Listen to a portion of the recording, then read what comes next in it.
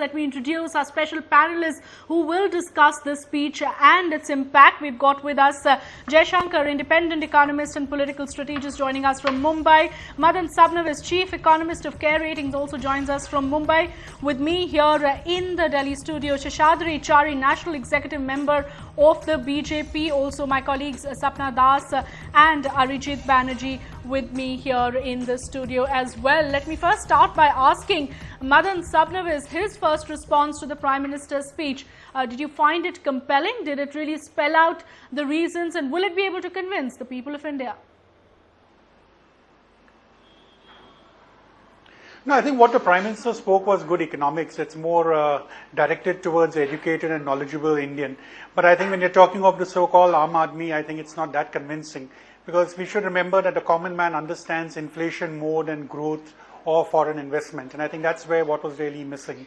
Because the fact remains that even though whatever measures have been announced by the government are definitely compelling and things which cannot be avoided, but definitely I think the impact on inflation is high, and that's something which has not really been addressed by the Prime Minister. Similarly, when you're talking of foreign direct investment in retail, while the move by itself is something which is very progressive, the fact remains that there are certain sections which are going to be affected, and he hasn't really spoken about very clearly about how there could be any kind of protection. I think the bill which has really been passed, or the regulation which is being passed, has a number of safety points which have been laid down. I think that's something which the Prime Minister should have really emphasized, like saying that there is only certain cities are going to be affected where FDI and retail will be coming in, and therefore it's not going to be an all-pervasive thing to begin with. And that's the kind of message which I thought would have been more effective when talking to the common man. Otherwise, we should remember one thing, that we're talking of coalition politics, we're talking of an opposition who have taken it upon themselves to oppose everything because it's the government which is doing it. So we're talking of real politics out here, and that's something which sort of works better with the common man than pure economics. So on the whole, I would say that I was not being too convinced. It's very good economics which he has spoken, something which I would also reiterate should be done. But definitely I don't think it's something which would appeal to the common man. It's more like sort of pleading with the common man, saying that, look, this is what we have done. We're in a very grave situation, like 91 situation. Therefore, I'm helping you out. I think the tone is something which seems more of pleading rather than convincing. All right, more pleading rather than convincing. Let me get the principal opposition party to actually respond to that address. Mr. Seshadri Chari, your first comments. Yeah, I agree, it's more pleading than. So the Prime Minister has virtually made no point at all. Rather, he has made all the points that some of his ministers and some of the Congress spokespersons have been saying so far on all the channels. There are basically, if you look at the economic situation today, there are three issues which the country is facing. Even talking only on economic terms. One is rising inflation, one is unemployment, and the issue of corruption. Unfortunately, he speaks for 15 minutes and doesn't touch these three very important points which are touching the nerves of everyone. But was he meant to do that, Mr. Seshadri Chari? Shankar, wasn't this address all about FDI and multi-brand retail, which has led to the Trinamool withdrawing and the diesel price hike? So in that sense, for the BJP to say it did not touch upon unemployment and corruption, wouldn't that be a bit of an unfair charge? Because he was only meant to talk about the decisions that have led to such a political firestorm.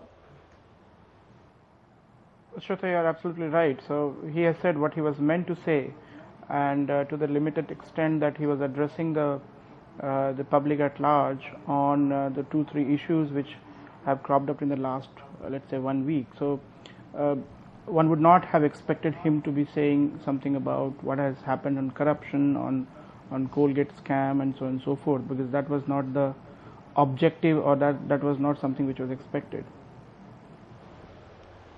Okay, Sapna Das. No, but if that was the case, he wouldn't have referred to 91. He should not have referred to the diesel price increase. He should not have referred to FDI. At least you should say how FDI is going to increase employment. You tell us, please, how FDI is going to decrease the corruption. These are all, this is not a speech that the Prime Minister, and that to an economist Okay, make. perhaps that point is well taken, that this was his one opportunity to address many issues, but in 15 minutes, how much can he really do? Sapna Das, from a clearly economic standpoint, the key sticking factors in his speech, perhaps the data points talking about fiscal deficit, talking about FDI, what according to you has stood out the most? I think clearly the concern is on the fiscal side, and herein where the point was being raised that he has not made any mention about the inflationary pressures, actually he has. He has said very clearly that if you do not tackle the deficit, hence if you do not tackle the subsidies, then your inflationary pressures are just going to increase. Once that happens, your investments will stop coming in and your interest rates will go up further. So he has made a very specific point on that front. And also saying that no government likes to really burden the common man. Wasn't that also a reference perhaps to inflation and the fact that the diesel hike may burden the common man? True, very true. And in fact, he has gone ahead and also kind of contextualized that further by saying that he is hopeful that in fact that international crude prices might come down.